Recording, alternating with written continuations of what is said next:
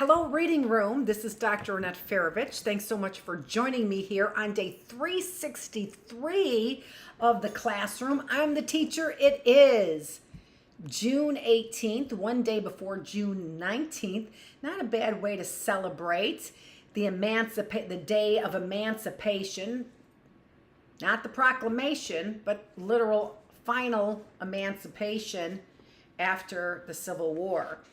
So, I don't know how you're celebrating, but I've been doing a lot of reading about civil rights leaders, women who are civil rights leaders, and today we're reading the next chapter in Trevor Noah's book, chapter 5, the next two chapters in Trevor Noah's book, Born a Crime, Stories from a South African Childhood. I love this book. We're only doing it on Thursdays. On Tuesdays and Wednesdays, we are doing A Case for Christ. So that's really good too.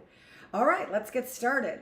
Before apartheid, any black South African who received a formal education was likely taught by European missionaries, foreign enthusiasts eager to Christianize and westernize the natives. In the mission schools, black people learned English, European literature, medicine, the law. It's no coincidence that nearly every major black leader of the anti-apartheid movement, from Nelson Mandela to Steve Biko, was educated by the missionaries. A knowledgeable man is a free man, or at least a man who longs for freedom. The only way to make apartheid work, therefore, was to cripple the black mind. Under apartheid, the government built what became known as Bantu schools. Bantu schools taught no science, no history, no civics. They taught metrics and agriculture, how to count potatoes, how to pave roads, chop wood, till the soil. It does not serve the Bantu to learn history and science because he is primitive, the government said. This will only mislead him, showing him pastures in which he is not allowed to graze. To their credit, they were simply being honest. Why educate a slave? Why teach someone Latin when his only purpose is to dig holes in the ground? Mission schools were told to conform to the new curriculum or shut down. Most of them shut down, and black children were forced into crowded classrooms and dilapidated schools, often with teachers who were barely literate themselves. Our parents and grandparents were taught with little sing-song lessons the way you teach a preschooler shapes and colors. My grandfather used to sing the songs and laugh about how silly they were. 2 times 2 is 4. 3 times 2 is 6. La, la, la, la, la. We're talking about fully grown teenagers being taught this way for generations. What happened with education in South Africa with the mission schools and the Bantu schools offers a neat comparison of the two groups of whites who oppressed us, the British and Afrikaners.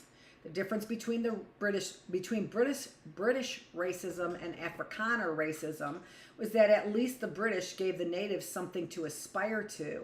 If they could learn to speak correct English and dress in proper clothes, if they could anglicize and civilize themselves, one day they might be welcome in society. The Afrikaners never gave us that option. British racism said, if the monkey can walk like a man and talk like a man, then perhaps he is a man. Afrikaner racism said, why give a book to a monkey?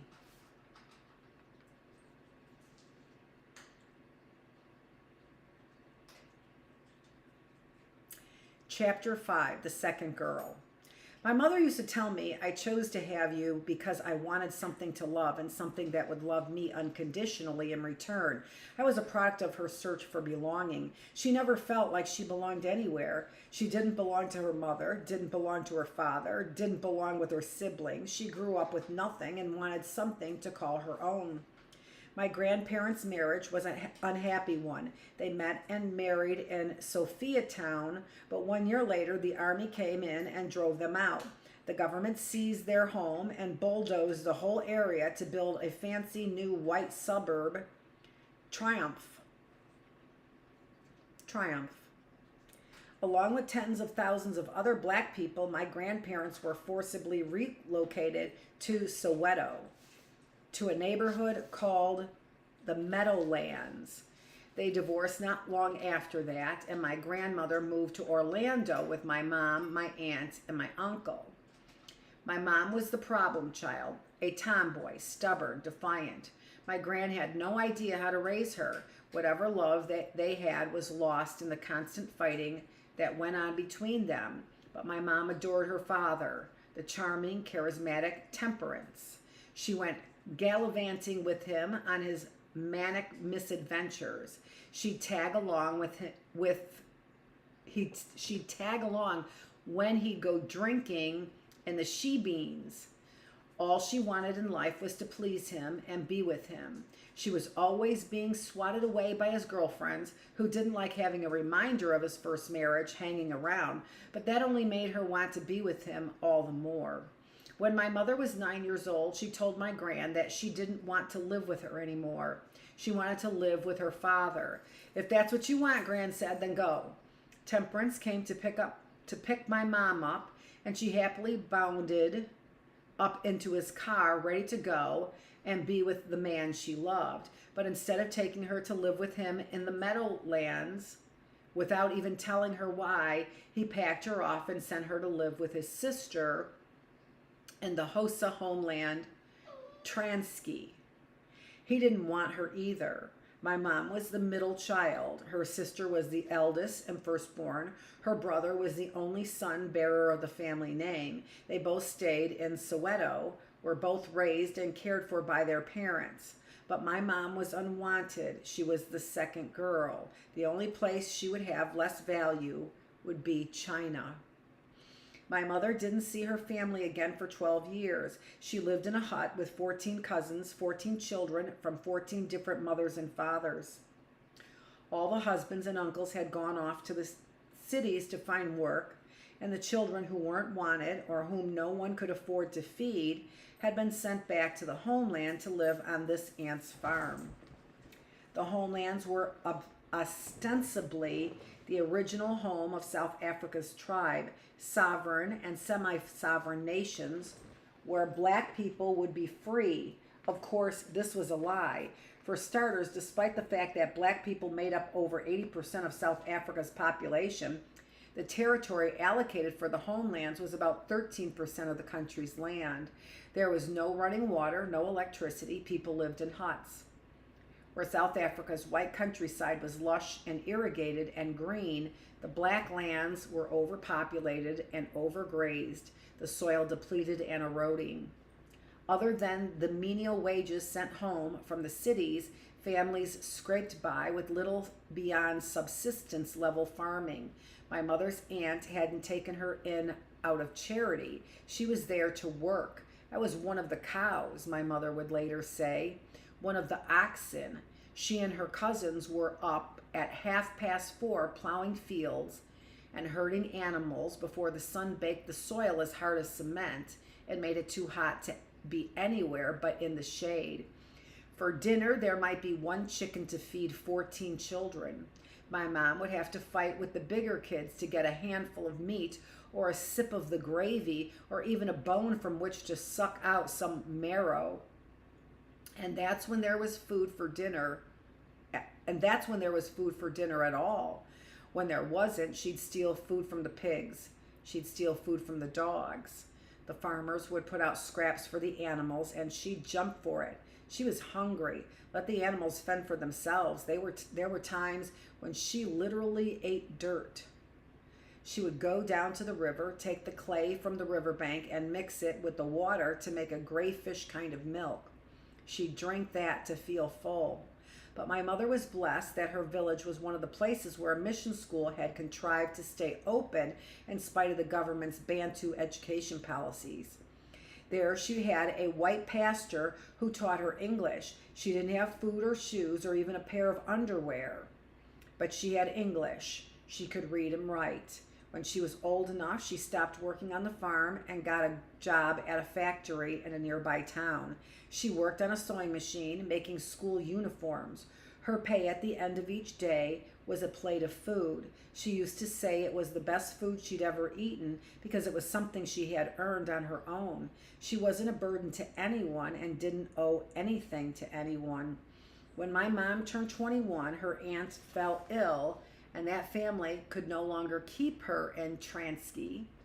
My mom wrote to my gran asking her to send the price of a train ticket, about 30 Rand, to bring her home. Back in Soweto, my mom enrolled in the secretarial course that allowed her to grab hold of the bottom rung of the white-collar world.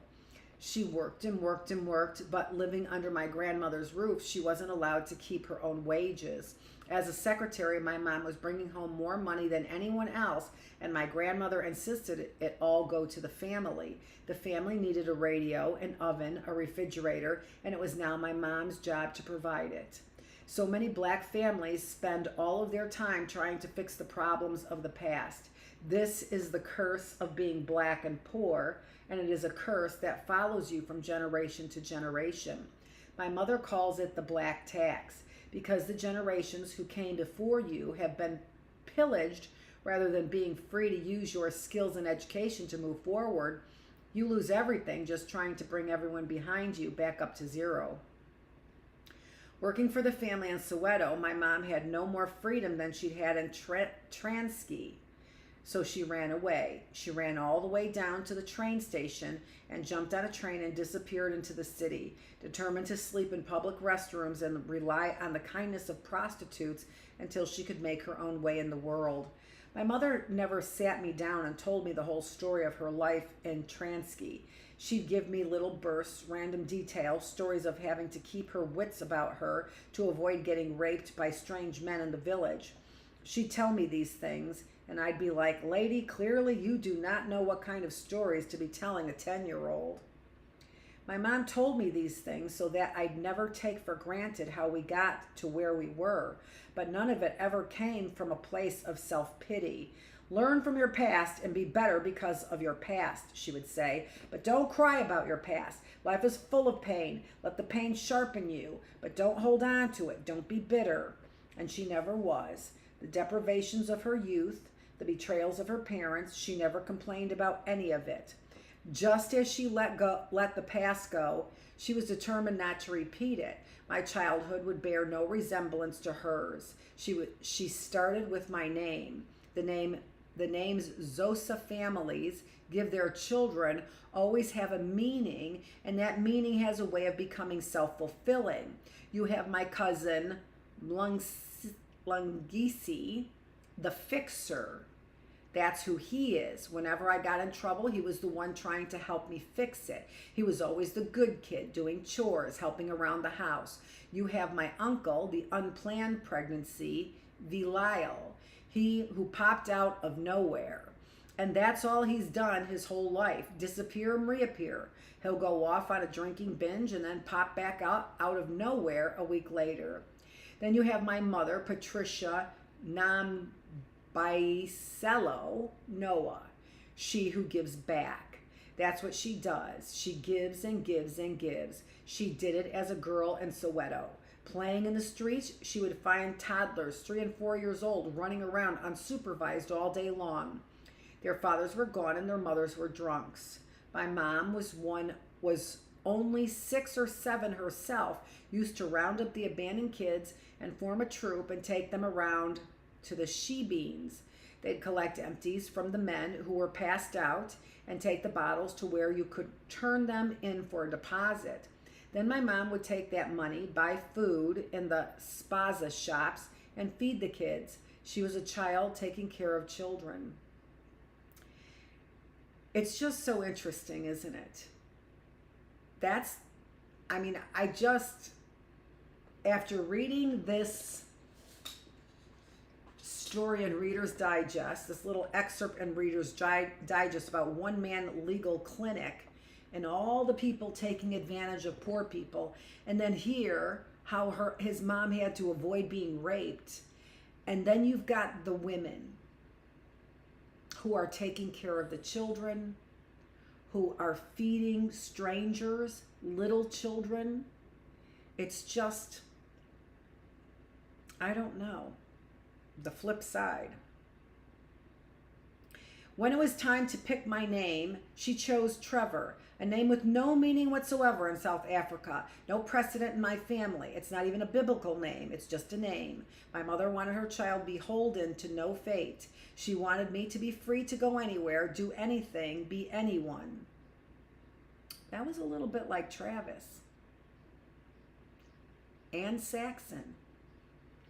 She gave me the tools to do it as well. She taught me English as my first language. She read to me constantly. The first book I learned to read was the Bible. Church was where we got most of our other books too. My mom would bring home boxes that white people had donated, picture books, chapter books, any books she could get her hands on. Then she signed up for a subscription program where we got books in the mail. It was a series of how-to books. How to be a good friend. How to be honest. She bought a set of encyclopedias too. It was 15 years old and way out of date, but I would sit and pore through those. My books were my prized possessions. I had a bookshelf where I put them, and I was proud of it. I loved my books and kept them in pristine condition. I read them over and over, but I did not bend the pages or the spines. I treasured every single one. As I grew older, I started buying my own books. I loved fantasy, loved to get lost in worlds that didn't exist. I remember there was some book about white boys who solved mysteries or some shit. I had no time for that. Give me Roald Dahl, James and the Giant Peach, the BFG, Charlie and the Chocolate Factory, The Wonderful Story of Henry Sugar. That was my fix. I had to fight to convince my mom to get the Narnia books for me. She didn't like them. This lion, she said, he is a false god, a false idol. You remember what happened when Moses came down from the mountain after he got the tablets. Yes, Mom, I explained, but the lion is a Christ figure. Technically, he is Jesus. It's a story to explain Jesus. She wasn't comfortable with that.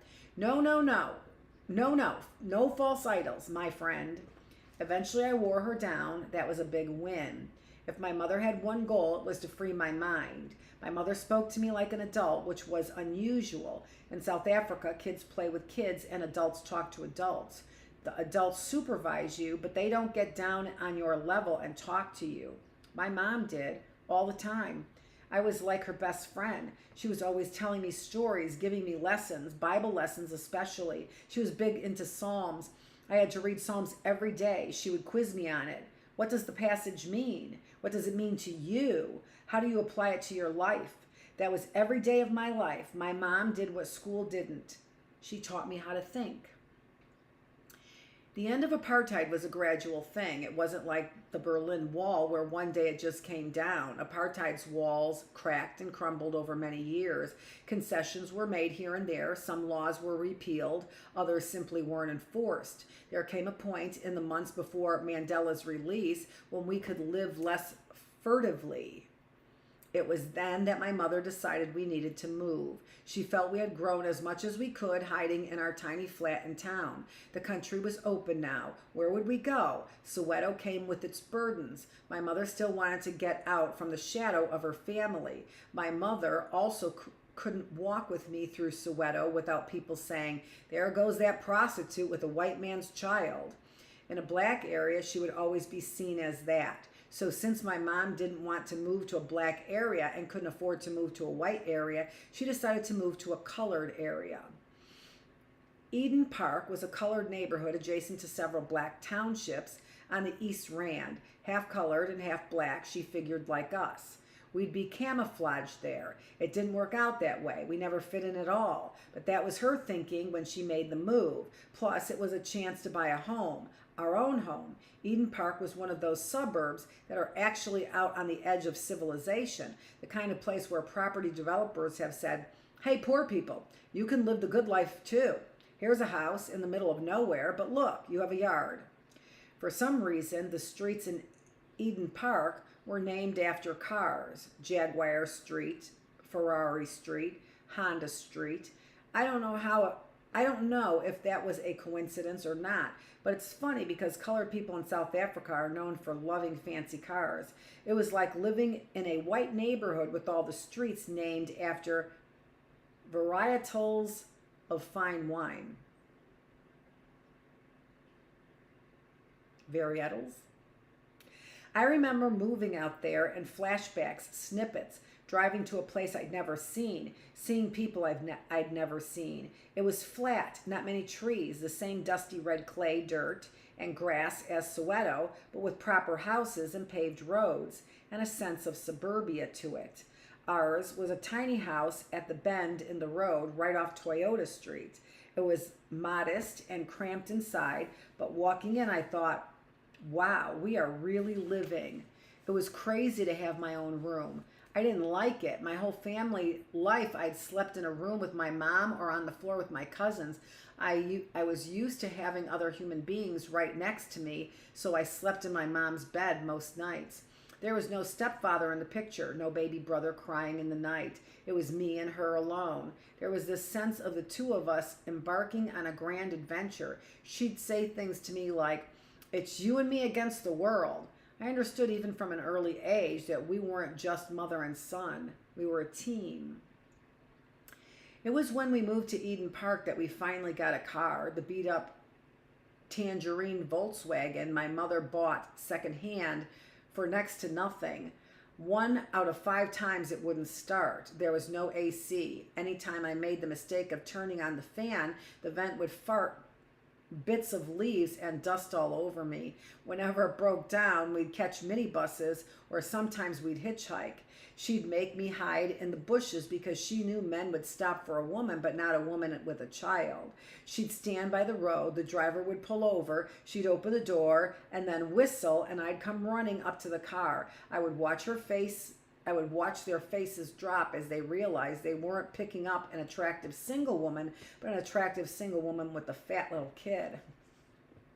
When the car didn't work, we had the windows down, sputtering along and baking in the heat. For my entire life, the dial on that car radio stayed on one station. It was called Radio Pulpit, and as the name suggests, it was nothing but preaching and praise. I wasn't allowed to touch the dial. Anytime the radio wasn't getting reception, my mom would pop in a cassette of Jimmy Swaggart's sermons. When we finally found out about the scandal, oh man, that was rough. But as shitty as our car was, it was a car. It was freedom. We weren't black people stuck in the township waiting for public transportation. We were black people who were out in the world. We were black people who could wake up and say, "Where do we choose to go today?" On the commute to work and school, there was a long stretch of the road into town that was completely deserted. That's where Mom would let me drive. On the highway, I was 6. She'd put me in her lap and let me steer and work the indicators while she worked the pedals and the stick shift. After a few months of that, she taught me how to work the stick. She was still working the clutch, but I'd climb into her lap and take the stick, and she'd call out the gears as we drove. There was this one part of the road that ran deep into a valley and then back up the other side. We'd get up ahead of speed, and we'd stick it into neutral and let go of the brake and the clutch, and woohoo! We'd race down the hill, and then zoom, we'd shoot up the other side. We were flying. If we weren't at school or work or church, we were out exploring. My mom's attitude was, "I chose you, kid. I brought you into this world, and I'm going to give you everything I never had." She poured herself into me. She would find places for us to go. We didn't have to spend money. We must have gone to every park in Johannesburg. My mom would sit under a tree and read the Bible, and I'd run and play and play and play. On Sunday afternoons after church, we'd go for drives out in the country. My mom would find places with beautiful views for us to sit and have a picnic. There was none of the fanfare of a picnic basket or plates or anything like that. Only bologna and brown bread and margarine sandwiches wrapped up in butcher paper. To this day, bologna and brown bread and margarine will instantly take me back.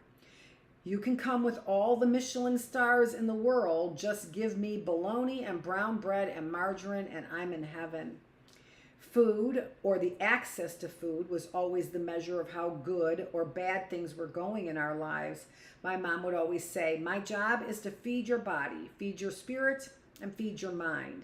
That's exactly what she did. And the way she found money for food and books was to spend absolutely nothing on anything else. Her frugality was the stuff of legend. Our car was a tin can on wheels, and we lived in the middle of nowhere. We had threadbare furniture, busted old sofas with holes worn through the fabric. Our TV was a tiny black and white with the bunny Ariel on top. We changed the channels using a pair of pliers because the buttons didn't work. This is so reminiscent of my childhood as well. We changed the buttons with a pair of pliers as well. At one time, most of the time you had to squint to see what was going on. We always wore secondhand clothes from Goodwill stores or that were giveaways from white people at church. All the other kids at school got brands, Nike, Adidas. I never got brands. Same here. One time I asked my mom for Adidas sneakers. She came home with some knockoff brand Adidas. That sounds just like me. Lucy, stop. Hush, hush. Sit in your basket. Or get over here and sit on my lap. Mom, these are fake, I said. I don't see the difference. Look at the logo. There are 4 stripes instead of 3. Lucky you, she said. You got 1 extra. We got by with next to nothing, but we always had church, and we always had books, and we always had food. Mind you, it wasn't necessarily good food. Meat was a luxury. When things were going well, we'd have chicken. My mom was an expert at cracking open a chicken bone and getting out every last bit of marrow inside. We didn't eat chickens. Well, we didn't eat chickens. We obliterated them. Our family was an archaeologist's nightmare. We left no bones behind. When we were done with the chicken, there was nothing left but the head. Sometimes the only meat we had was a packaged meat you could buy at the butcher called sawdust. It was literally the dust of the meat, the bits that fell off, the cuts being packaged for the shop, the bits of fat and whatever left. They'd sweep it up and put it into bags. It was meant for dogs, but my mom bought it for us. There were many months where that was all we ate. The butcher sold bones too. We called them soup bones, but they were actually labeled dog bones. In the store, people would cook them for their dogs as a treat. Whenever times were really tough, we'd fall back on dog bones. My mom would boil them for soup. We'd suck the marrow out of them. Sucking marrow out of bones is a skill poor people learn early. My grandma used to do that. They were very poor.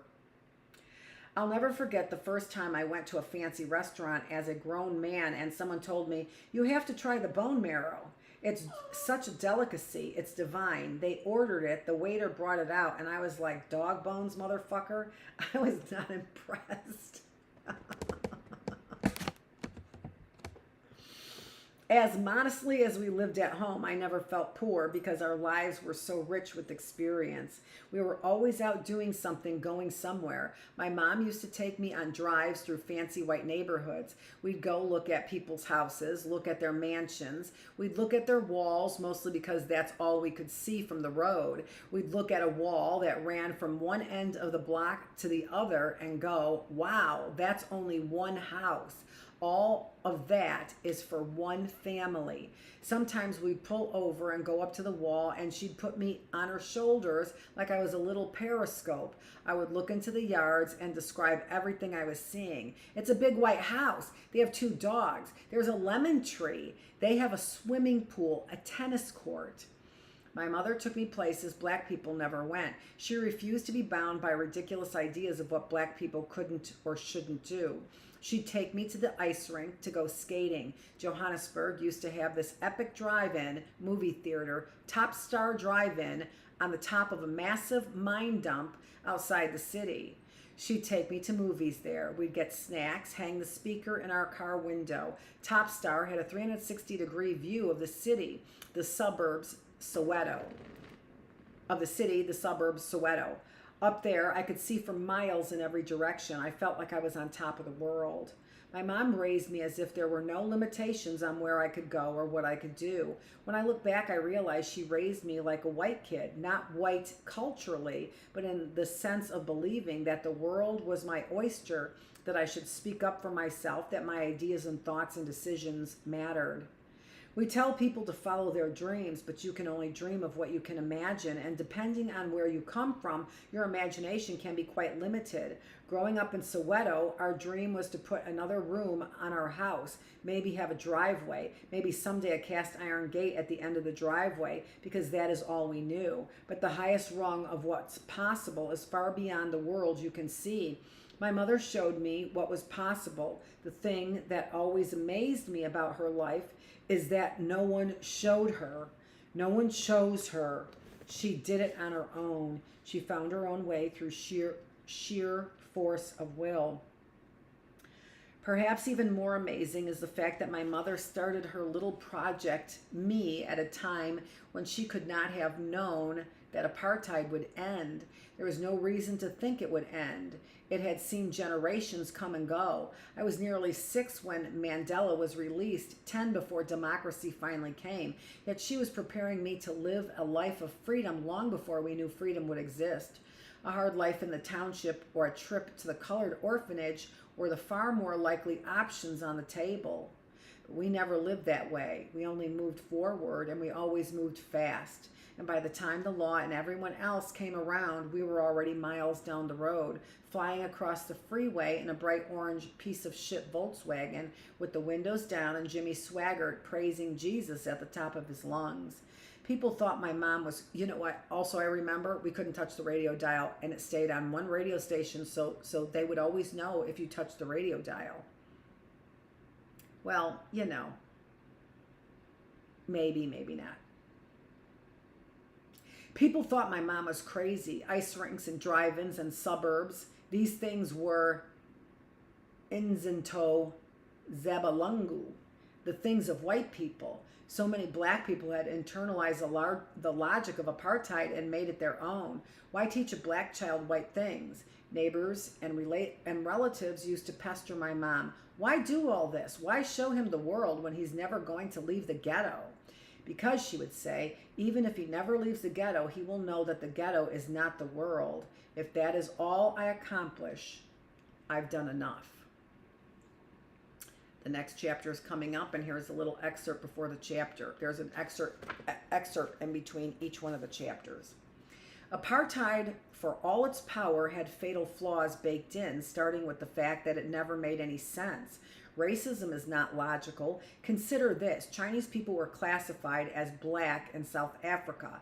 I don't mean they were running around acting black. They were still Chinese, but unlike Indians, they weren't enough Chinese people to warrant devising a whole separate classification. Apartheid, despite its intricacies and precision, didn't know what to do with them. So the government said, we'll just call them black. It's simpler that way. Interestingly, at the same time, Japanese people were labeled as white. The reason for this was that the South African government wanted to establish good relations with the Japanese in order to import their fancy cars and electronics. So Japanese people were given honorary white status while Chinese people stayed black. I always like to imagine being a South African policeman who likely couldn't tell the difference between Chinese and Japanese, but whose job was to make sure that people of the wrong color weren't doing the wrong thing. If he saw an Asian person sitting on a whites-only bench, what would he say? Hey, get off that bench, you Chinaman. Excuse me, I'm Japanese. Oh, I apologize, sir. I didn't mean to be racist. Have a lovely afternoon. Chapter 6, Loopholes. My mother used to tell me, I chose to have you because I wanted something to love and something that would love me unconditionally in return. And then I gave birth to the most selfish piece of shit on earth, and all it ever did was cry and eat shit and say, me, me, me, me, me. My mom thought having a child was going to be like having a partner, but every child is born the center of its own universe, incapable of understanding the world beyond its own wants and needs, and I was no different. I was a voracious kid. I consumed boxes of books and wanted more. I ate like a pig. The way I ate, I should have been obese. At a certain point, the family thought I had worms. Whenever I That was me too. Whenever I went to my cousin's house for the holidays, my mom would drop me off with a bag of tomatoes, onions, and potatoes and a large sack of cornmeal. That was her way of preempting any complaints about my visit. At my grand's house, I always got seconds, which none of the other kids got. My grandmother would give me the pot and say, "Finish it. If you didn't want to wash dishes, you called Trevor." They called me the rubbish bin of the family. I ate and ate. I was hyperactive too. I craved constant stimulation and activity. When I walked down the sidewalk as a toddler, if you didn't have my arm in a death grip, I was off running full speed toward the traffic. I loved to be chased. I thought it was a game. The old grannies my mom hired to look after me while she was at work. The old grannies my mom hired to look after me while she was at work? I would leave them in tears. My mom would come home and they'd be crying. "I quit. I can't do this. Your son is a tyrant." It was the same with my school teachers, with Sunday school teachers. If you weren't engaging me, you were in trouble. I wasn't a shit to people. I wasn't whiny and spoiled. I had good manners. I was just high energy and knew what I wanted to do. My mom used to take me to the park so she could run me to death to burn off the energy. She'd take a frisbee and throw it, and I'd run and catch it and bring it back over and over and over. Sometimes she'd throw a tennis ball. Black people's dogs don't play fetch. You don't throw anything to a black person's dog unless it's food. So it was only when I started spending time in parks with white people and their pets that I realized my mom was training me like a dog. Anytime my extra energy wasn't burned off, it would find its way into general naughtiness and misbehavior. I prided myself on being the ultimate prankster. Every teacher at school used overhead projectors to put their notes up on the wall during class. One day, I went around and took the magnifying glass out of every projector in every classroom. Another time, I emptied a fire extinguisher into the school piano because I knew we were going to have a performance at assembly the next day. The pianist sat down and played the first note, and foop, all this foam exploded out of the piano. The two things I loved most were fire and knives. I was endlessly fascinated by them. Knives were just cool. I collected them from pawn shops and garage sales. Flick knives, butterfly knives, the Rambo knife, the Crocodile Dundee knife. Fire was the ultimate though. I love fire, and I especially loved fireworks. We celebrated Guy Fawkes Day in November, and every year my mom would buy a ton of fireworks, like a mini arsenal. I realized that I could take the gunpowder out of all the fireworks and create a massive firework of my own. One afternoon I was doing precisely that, goofing around with my cousin and filling an empty plant pot with a huge pile of gunpowder when I got distracted by some black cat firecrackers. The cool thing you could do with a black cat was, instead of lighting it to make it explode, you could break it in half and light it, and it would turn into a mini flamethrower. I stopped midway through building my gunpowder pile to play with the black cats and somehow dropped a match into the pile. The whole thing exploded, throwing a massive ball of flame up into my face.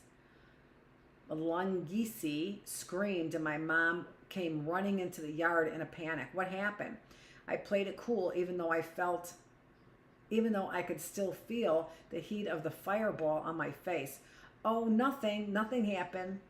"Were you playing with fire?" "No." She shook her head. "You know what? I would beat you, but Jesus has already exposed your lies." "Huh? Go to the bathroom and look at yourself." I went to the toilet and looked in the mirror. My eyebrows were gone, and the front inch or so of my hair was completely burned off. From an adult's point of view, I was destructive and out of control, but as a child, I didn't think of it that way. I never wanted to destroy, I wanted to create. I wasn't burning my eyebrows, I was creating fire. I wasn't breaking overhead projectors, I was creating chaos to see how people reacted. And I couldn't help it. There's a condition kids suffer from, a compulsive disorder that makes them do things they themselves don't understand. You can tell a child, whatever you do, don't draw on the wall. You can draw on this paper. You can draw in this book. You can draw on any surface you want. But do not draw or write or color on the wall. The child will look you dead in the eye and say, got it. 10 minutes later, the child is drawing on the wall. You start screaming, why the hell are you drawing on the wall? The child looks at you and he genuinely has no idea why he drew on the wall. As a kid, I remember having that feeling all the time. Every time I got punished, as mom was whooping my ass, I'd be thinking, why did I just do that? I knew not to do that. She told me not to do that. Then, once the hiding was over, I'd say to myself, I'm going to be so good from here on. I'm never, ever going to do a bad thing in my life, ever, ever, ever, ever. And to remember not to do anything bad, let me write something on the wall to remind myself. And then I would pick up a crayon and get straight back into it. And I never understood why. My relationship with my mom was like the relationship between a cop and a criminal in the movies, the relentless detective and the devious mastermind she's determined to catch.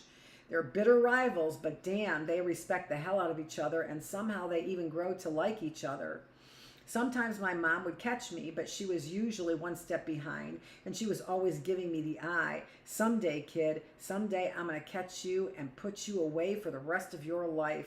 Then I would give her a nod in return. Have a good evening, officer. That was my whole childhood. My mom was forever trying to rein me in. Over the years, her tactics grew more and more sophisticated. When I had youth and energy on my side, she had cunning, and she figured out different ways to keep me in line. One Sunday, we were at the shops, and there was a big display of toffee apples. I loved toffee apples. I kept nagging her the whole way through the shop. Please, can I have a toffee apple? Please, can I have a toffee apple? Please, can I have a toffee apple? Please, can I have a toffee apple? Finally, once we had our groceries and my mom was heading to the front to pay, I succeeded in wearing her down. Fine, she said, go get a toffee apple. I ran, got a toffee apple, came back and put it on the counter at checkout. Add this toffee apple, please, I said. The cashier looked at me skeptically. Wait your turn, boy. I'm still helping this lady. No, I said, she's buying it for me. My mother turned to me. Who's buying it for you? You're buying it for me. No, no. Why doesn't your mother buy it for you? What? My mother? You are my mother. I'm your mother? No, I'm not your mother. Where's your mother? I was so confused. You're my mother. The cashier looked at her, back at me, looked at her again. She shrugged like, I have no idea what that kid's talking about. Then she looked at me like she'd never seen me before in her life. Are you lost, little boy? Where's your mother? Yeah, the cashier said, where's your mother? I pointed at my mother. She's my mother. What? She can't be your mother, boy. She's black. Can't you see? My mom shook her head. Poor little colored boy lost his mother. What a shame. I panicked. Was I crazy? Is she not my mother? I started bawling. You're my mother. You're my mother. She's my mother. She's my mother. She shrugged again. So sad. I hope he finds his mother. The cashier nodded. She paid him, took our groceries, and walked out of the shop. I dropped the toffee apple, ran behind her in tears, and caught up to her at the car. She turned around laughing hysterically like she'd really got me good. Why are you crying? She asked. Because you said you weren't my mother. Why did you say you weren't my mother? Because you wouldn't shut up about the toffee apple. Now get in the car, let's go. By the time I was 7 or 8, I was too smart to be tricked, so she changed tactics. Our life turned into a courtroom drama with two lawyers constantly debating over loopholes and technicalities. My mom was smart and had a sharp tongue, but I was quicker in an argument. She'd get flustered because she couldn't keep up, so she started writing me letters. That way she could make her points, and there could be no verbal sparring back and forth. If I had chores to do, I'd come home to find an envelope slipped under the door, like from the landlord. Dear Trevor, children obey your parents in everything, for this pleases the Lord. Colossians chapter 3, verse 20. There are certain things I expect from you as my child and as a young man. You need to clean your room. You need to keep the house clean. You need to look after your school uniform. Please, my child, I ask you, respect my rules so that I may respect you. I ask you now, please go do the dishes and do the weeds in the garden. Yours sincerely, Mom. That sounds so much like me. I would do my chores, and if I had anything to say, I would write back. Because my mom was a secretary and I spent hours at her office every day after school, I'd learned a great deal about business correspondence. I was extremely proud of my letter writing abilities. To whom it may concern, Dear Mom, I have received your correspondence earlier. I am delighted to say that I am ahead of schedule on the dishes, and I will continue to wash them in an hour or so. Please note that the garden is wet and so cannot do the weeds at this time, but please be assured that this task will be completed by the end of the weekend. Also, I completely agree with what you are saying with regard to my respect levels, and I will maintain my room to a satisfactory standard. Yours sincerely, Trevor. Those were the polite letters. If we were having a real full-on argument, or if I'd gotten in trouble at school, I'd find more accusatory missives waiting for me when I got home. Dear Trevor, foolishness is bound up in the heart of a child. The rod of discipline will remove it far from him. Proverbs chapter 22, verse 15. Your school marks this term have been very disappointing, and your behavior in class continues to be disruptive and disrespectful. It is clear from your actions that you do not respect me. You do not respect your teachers. Learn to respect the woman in your life. The way you treat me and the way you treat your teachers will be the way you treat other women in the world. Oh my gosh, that sounds just like me. And I wrote my son letters for the same reason. One of them was because you could just get so caught up in the language. A lot of times that's what the problem is with texting for me too, right? Last night I text it was more of a sad text to my sons and deleted it this morning. They don't need to hear that, right? But do I normally do that? No. Yesterday I called my son a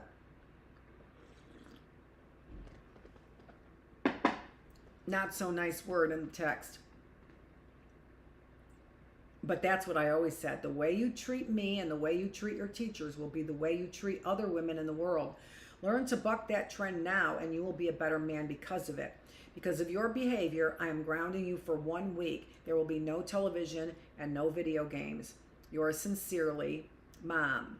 I, of course, would find this punishment completely unfair. I take the letter and confront her. Can I speak to you about this? No. If you want to reply, you have to write a letter. I'd go to my room, get out my pen and paper, sit at my little desk, and go after her arguments one by one. To whom it may concern, Dear Mom. First of all, this has been a particularly tough time in school, and for you to say that my marks are bad is extremely unfair, especially considering the fact that you yourself were not very good in school, and I am, after all, a product of yours.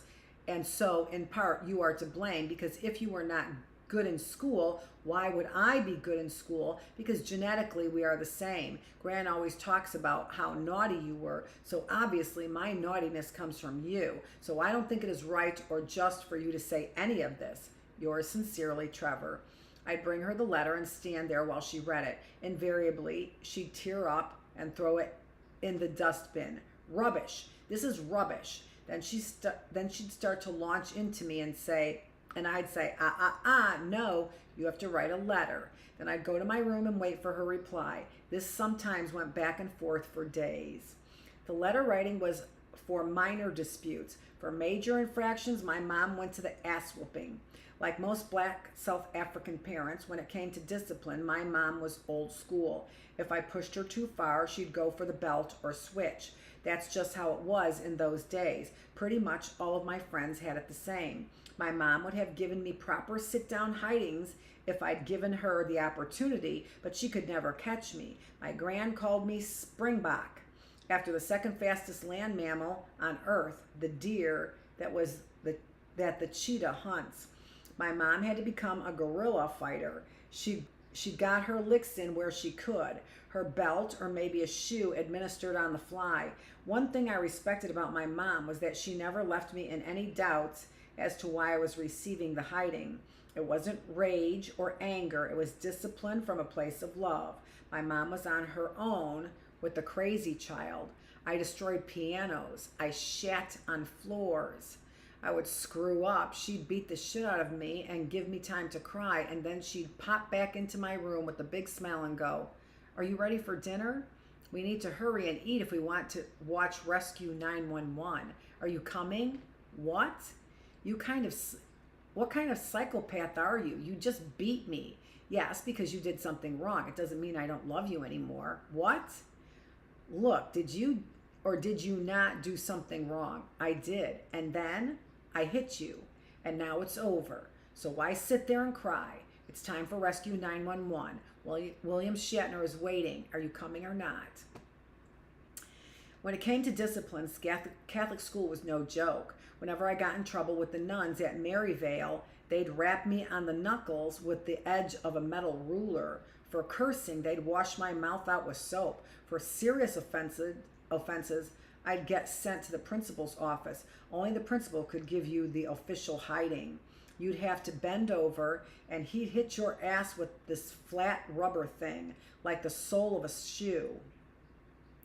Whenever the principal would hit me, it was like he was afraid to do it too hard. One day I was getting a hiding, and I thought, man, if only my mom hit me like this. And I started laughing. I couldn't help it. The principal was quite disturbed. If you're laughing while you're getting beaten, he said, then something is definitely wrong with you. That was the first of 3 times the school made my mom take me to a psychologist to be evaluated. Every psychologist who examined me came back and said, there's nothing wrong with this kid. I wasn't ADD. I wasn't a sociopath.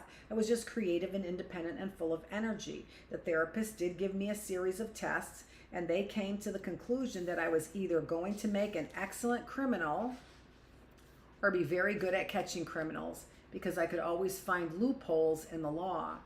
Whenever I thought a rule wasn't logical, I'd find my way around it. The rules about communion at Friday Mass, for example, made absolutely no sense. We'd be there for an hour of kneeling, standing, sitting, kneeling, standing, sitting, kneeling, standing, sitting, and by the end of it, I'd be starving. But I was never allowed to take communion because I wasn't Catholic.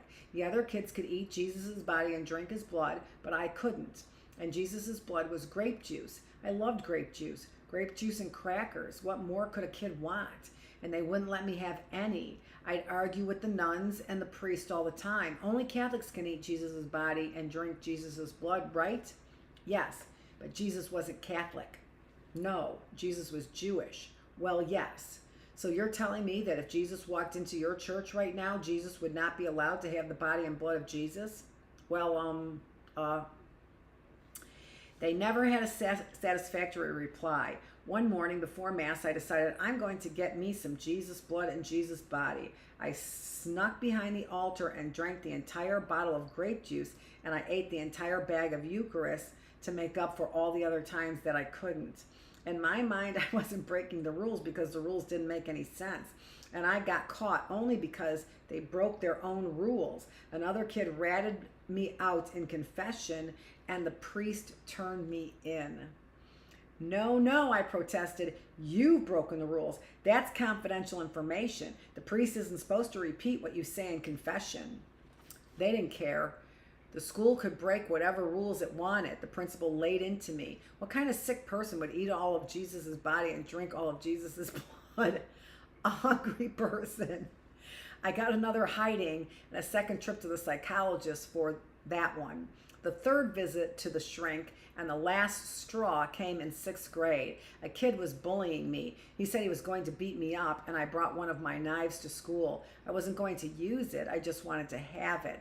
The school didn't care. That was the last straw for them. I wasn't expelled exactly. The principal sat me down and said, Trevor, we can expel you.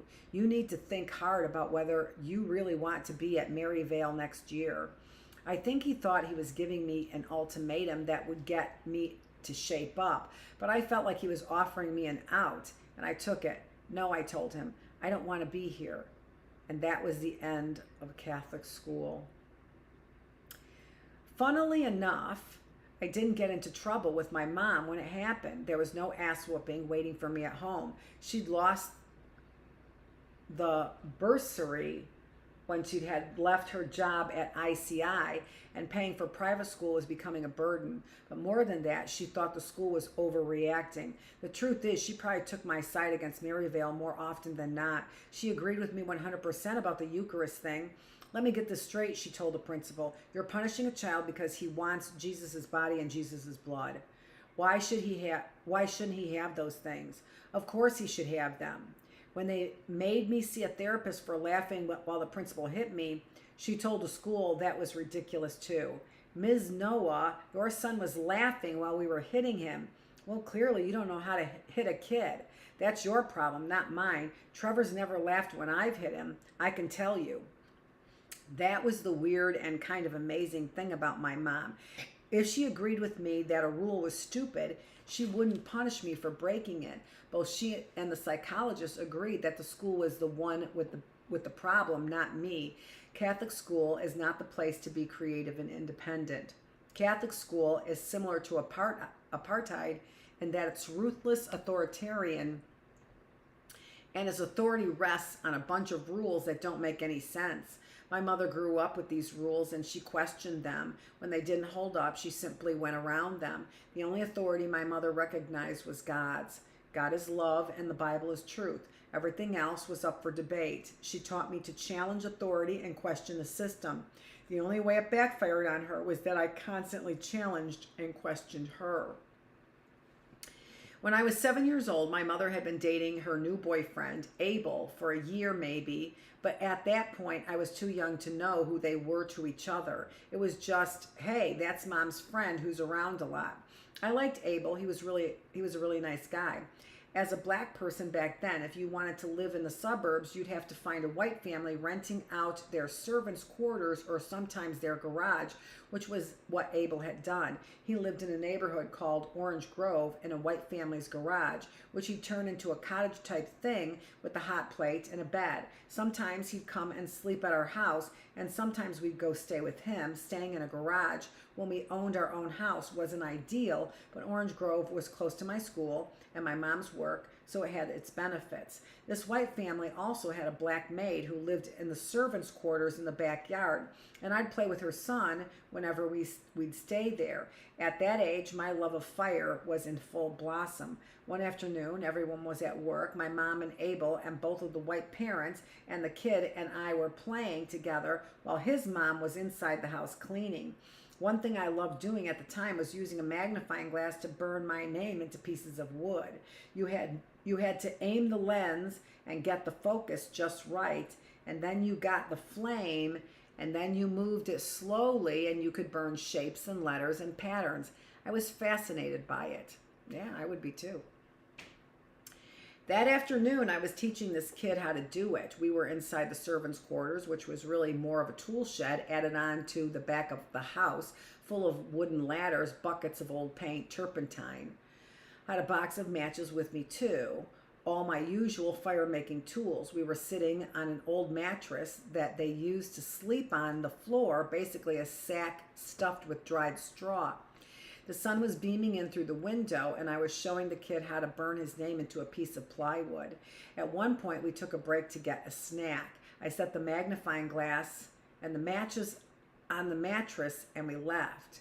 When we came back a few minutes later, we found the shed had one of those doors that self-locks from the inside. We couldn't get back in without going to get his mother, so we decided to run around and play in the yard. After a while, I noticed smoke coming out of the cracks in the window frame. I ran over and looked inside. A small fire was burning in the middle of the straw mattress where we'd left the matches and the magnifying glass. We ran and called the maid. She came, but she didn't know what to do. The door was locked, and before we could figure out how to get into the shed, the whole thing caught. The mattress, the ladders, the paint, the turpentine, everything. The flames moved quickly. Soon the roof was on fire, and from there the blaze spread to the main house, and the whole thing burned and burned and burned. Smoke was billowing into the sky.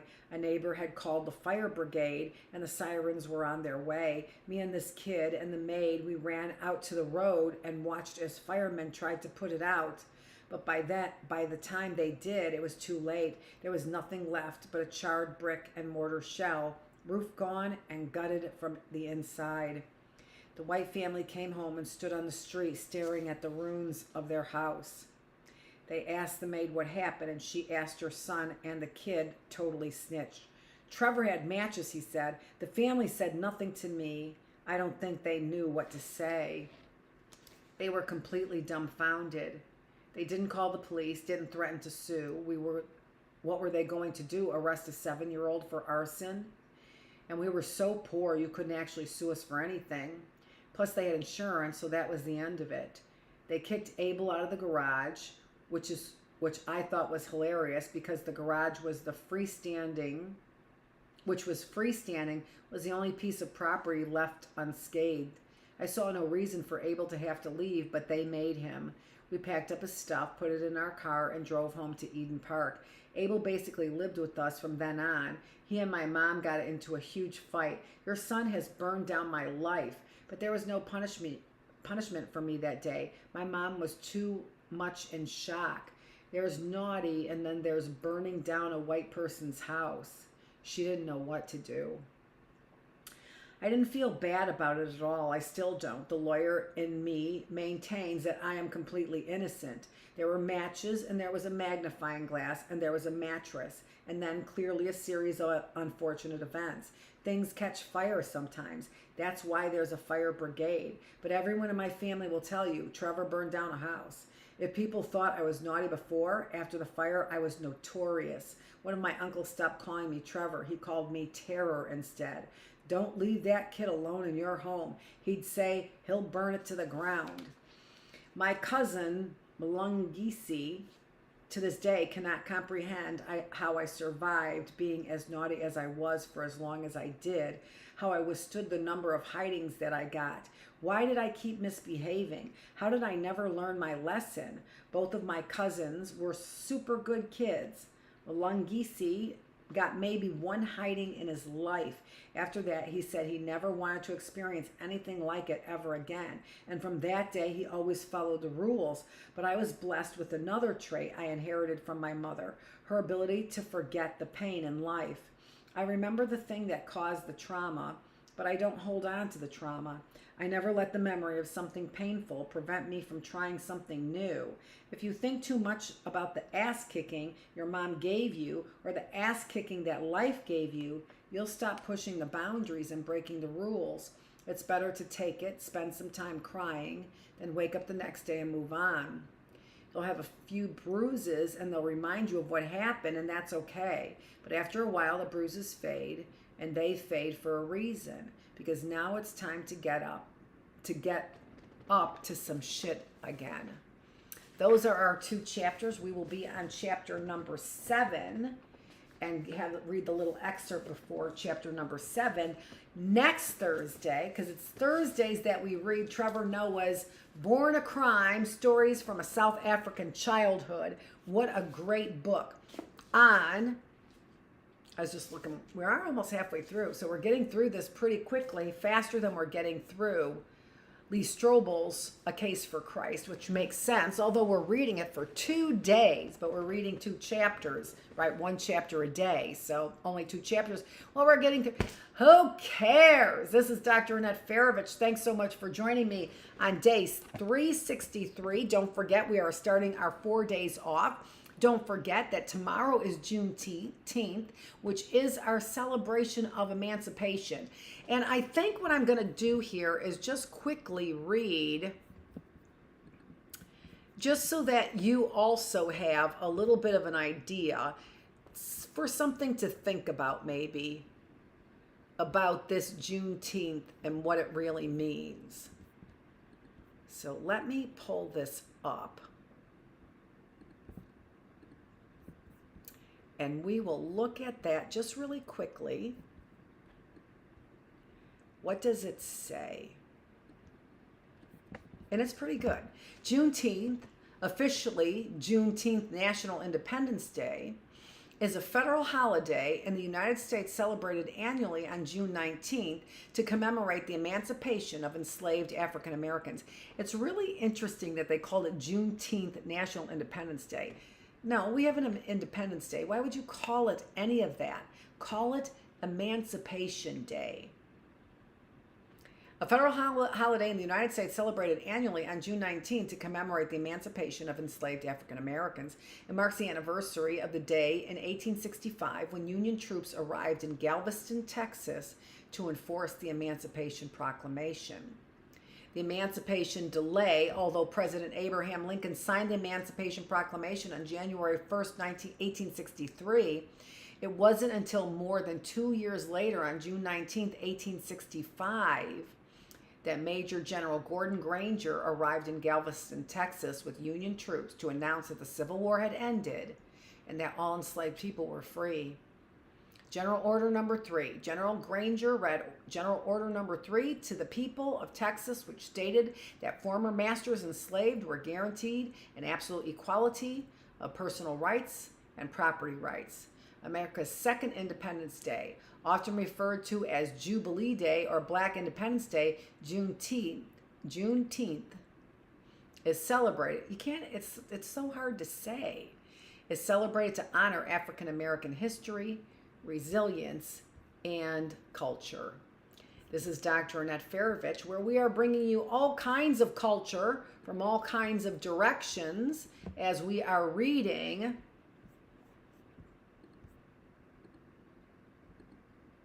How do we get to that one?